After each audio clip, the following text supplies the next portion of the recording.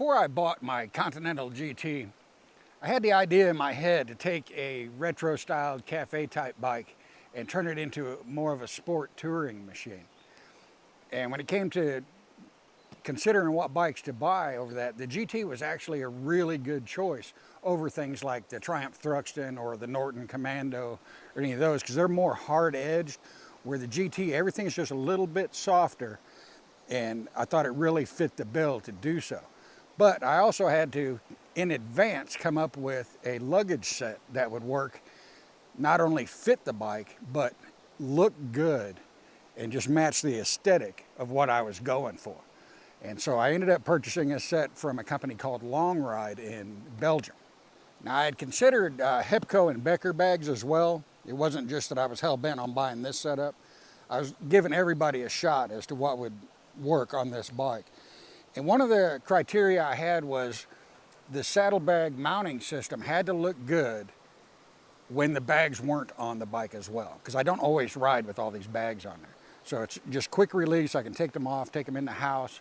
I can load everything up and come out with all my stuff and just put it on the bike, as opposed to like my Himalayan, where I had to like open the panniers up, go in the house, get some things, put it in, go in the house, get some more things, put it in.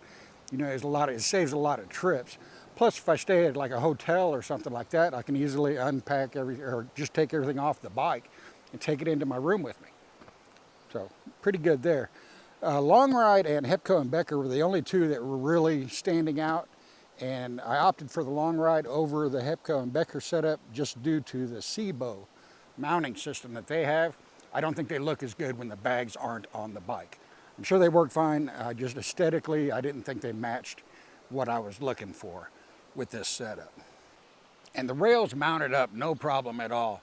If you've ever mounted a set of pannier rails to a Himalayan, these don't require the 2x4 and the come along and all that stuff. It just everything bolted up just perfectly. So mounting everything was actually a breeze. And you can retain the grab rail if you wish. I've removed mine just for looks.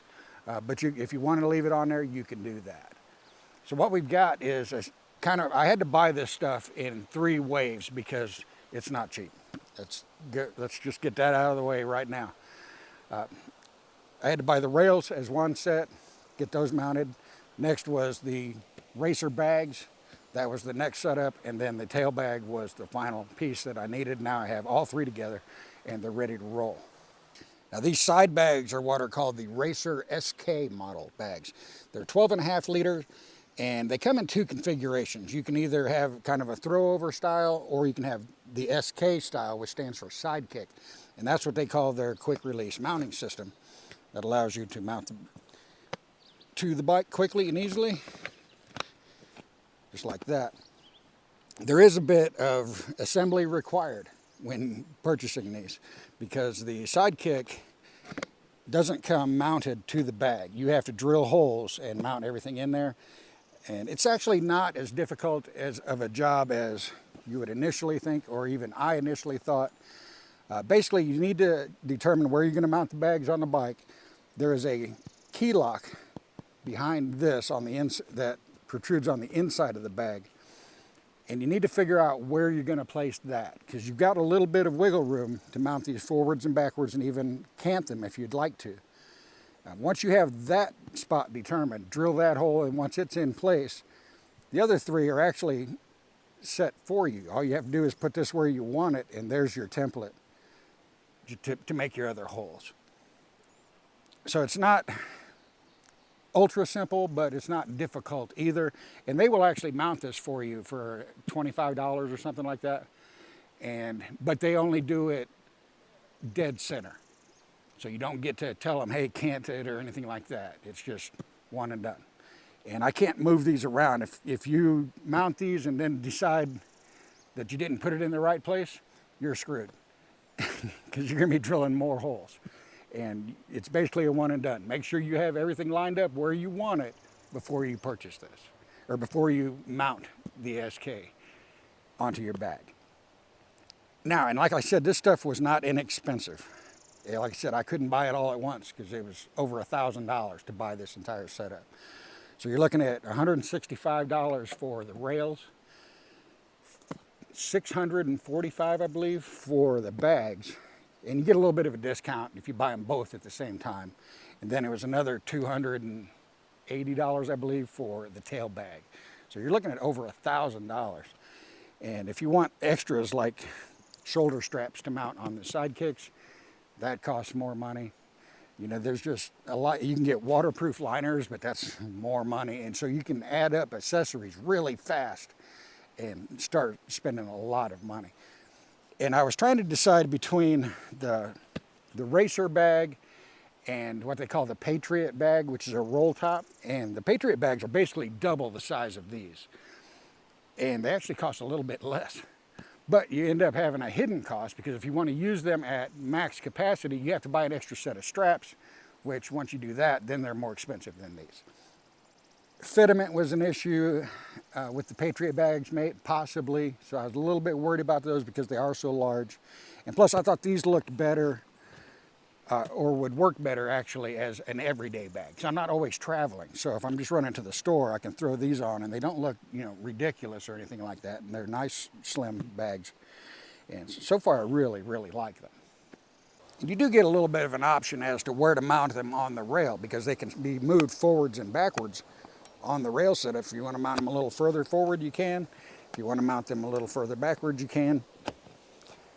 And it did come with a couple of rail stops, so you know you can mount that, and the mount will kind of butt up against that, so you know you're in the right spot, so you can put them on every time where you want them, and you're not fussing with them. But one thing I found is if you mount them too far backwards, they will rub on the tail or the turn signals. And since these are chrome, I don't even want to use the word chrome, but shiny silver plastic, you're going to wear that off. So you don't want to have them all the way to the rear.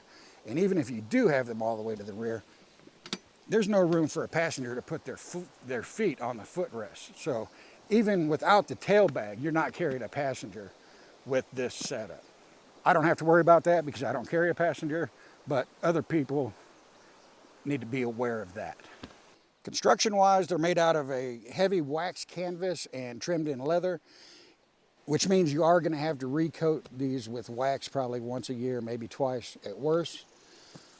They come in 3 colors. There's a black, a brown, and then this is what's called a khaki, which actually has a bit of a dark greenish tinge to it, but it looks really nice in my opinion. So I went with this setup just because of the contrast between the leather and the darker colors. And it doesn't look too green, so don't be afraid when I say it looks green. It's just kind of a greenish tinge. It's not really green. And not only are they lockable to the rails, you can actually use this little D-ring right here and place a padlock so nobody can get into your bag while you're traveling if you wish to do so.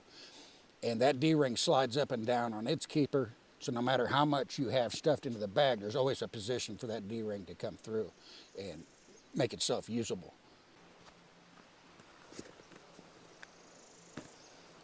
The tail bag is what's known as the large size traveler tail bag. There's a small or a medium, I don't know what they call it, but it's basically inside the bag. If you look straight up from the bags, it would only be about this wide. So this one's just wider. And this is a 30-liter bag, and actually I have this packed right now with everything I would take with me if I was traveling.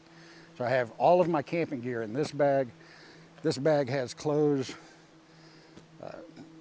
and miscellaneous items like first aid kit, things like that. Toiletries and everything's in this bag. There's another pair of shoes in there. This bag is holding maintenance equipment like spare tubes, a mini air compressor, tools. My rain gear is also in this bag. So I have everything I need to hit the road, and it all fits into this setup. While the racer bags don't come with a shoulder strap or anything like that, the tail bag does. It comes with a shoulder strap plus 2 elastic straps to strap it down to the bike. And they just made up to the racer bags, the little D-rings on the racer bags, and mount it as such. And these straps, they're not super heavy duty feeling.